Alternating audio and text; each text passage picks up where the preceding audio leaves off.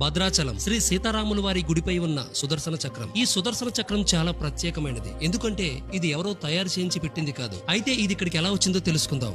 భక్త రామదాసు ఈ ఆలయాన్ని నిర్మించిన తర్వాత ఈ ఆలయం పైభాగాన సుదర్శన చక్రం ప్రతిష్ఠించడానికి గొప్ప గొప్ప లోహ శిల్పులను పిలిపించి వారి చేత తయారు చేస్తున్నప్పుడు వారు ఎన్నిసార్లు ప్రయత్నించినా అది విరిగిపోవడమో లేక సరిగ్గా రాకపోవడమో జరుగుతూ ఉండేదట. దానికి కలత చెందిన రామదాసుకి ఒక రోజు కలలో శ్రీరాముడు కనిపించి, భక్త, సుదర్శన చక్రం అంటే చాలా మహిమ కలిగినది. దానిని సామాన్య మానవులు ఎవరూ నిర్మించలేరు. అందుకే నేను నీకు నా సుదర్శన చక్రాన్ని ఇస్తున్నాను. అది గోదావరిలో ఉంది, తెచ్చి ప్రతిష్ఠించు అని చెప్పారట. మరుసటి రోజు గజేతగాళ్లతో రామదాసు గారు గోదావరి అంతా వెతికించారట. కానీ ఎవరికీ కనిపించలేదు. అయితే శ్రీరాముడు మళ్ళీ రామదాసు గారి కలలో కనిపించి, అది నా మీద అమితమైన భక్తి పెంచుకున్న నీకు మాత్రమే కనిపిస్తుందని చెప్పడంతో స్వయంగా రామదాసే వెళ్లి గోదావరి మాతకు నమస్కరించి శ్రీరాముడి స్తోత్రాన్ని పఠించి గోదావరిలో చేతులు పెట్టగా వచ్చి ఆ సుదర్శన చక్రం రామదాసు గారి చేతిలో ఆగిందట. ఇప్పుడు మన